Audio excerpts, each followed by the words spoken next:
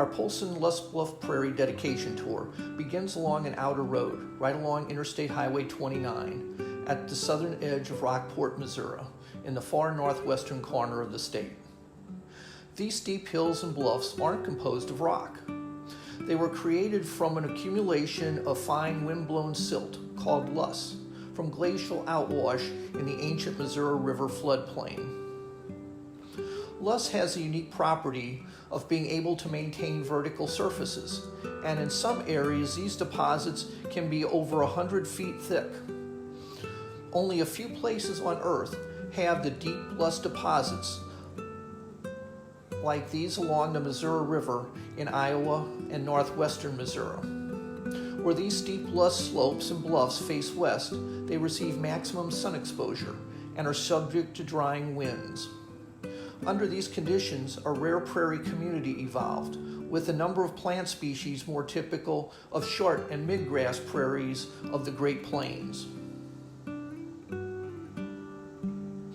As the drone climbs higher, past the trees that have invaded the lower slope, to the top, where a remnant of the original Loess Bluff Prairie has survived. Many of the invading cedar trees have already been cut from the bluff top. Thanks to the work of contractors paid for by Jim Polson and his sister Judy Polson, who donated the 20-acre Loess Bluff property to us, and thanks also to Missouri Prairie Foundation staff and volunteers at recent work days.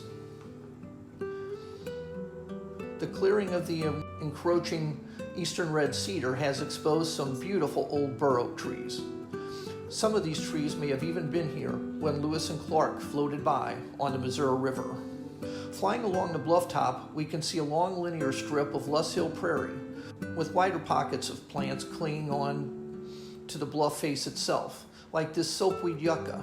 Soapweed yucca is a common yucca found throughout the Great Plains to the west. The Loess Bluff Prairie has some plants that are typical of other prairie types, including Carolina larkspur,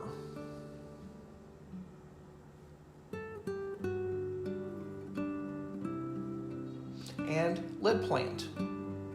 However, the characteristic plants of the Loess Prairie community, like the soapweed yucca, are all species of conservation concern in Missouri. In the spring, rare plants at the Polson Loess Bluff Prairie include low milk vetch and downy painted cup. The downy painted cup is close related to the common Indian paintbrush. As spring turns into early summer, rare plants at Polson include the 9-anthered prairie clover, which looks quite different from other prairie clovers. Another rare plant is silvery cerealia, with its small blue flowers and a very striking silvery hairiness covering the stems and leaves. And here too is the unusual skeleton plant, with blue or lavender flowers blooming on top of green twig-like stem. By late in the summer, another rare species comes into flower, the interesting prairie snakeroot or dotted gayfeather, which is a more western species of liatris or blazing star, and an animal known from the Loess Hill prairies in Missouri, including Polson, is the six-line race runner.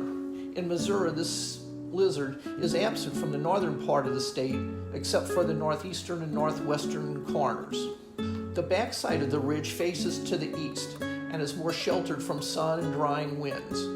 Currently, it's heavily covered with trees, but it may have always been somewhat wooded. Therefore, management for the foreseeable future will concentrate on the bluff top, the western slope, which is the location of the remnant prairie.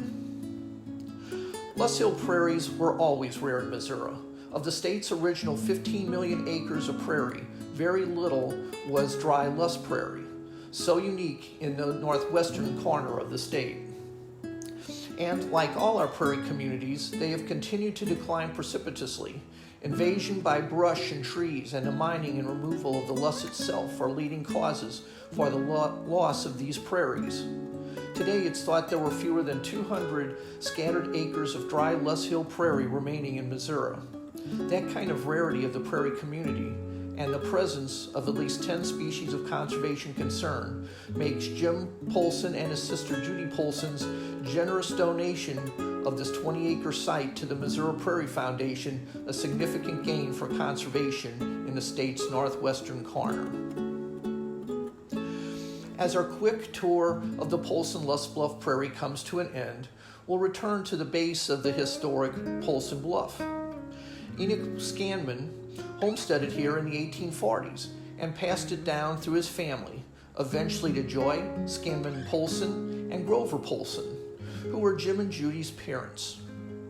In the 1960s and 70s, they used it for Girl and Boy Scout camps, as a refuge to learn about nature. And now, because of Jim and Judy's generosity, the rare plants and prairie will be protected at the top of this unique Loess Bluff. Because of the extreme steep nature of the Polson-Loess Bluff Prairie, it is open to visitors only by appointment. We are pleased that you joined us for this virtual tour of this amazing property with its rare plant life. We are also extremely grateful to Jim Polson and Judy Polson for their donation of this extraordinary natural feature.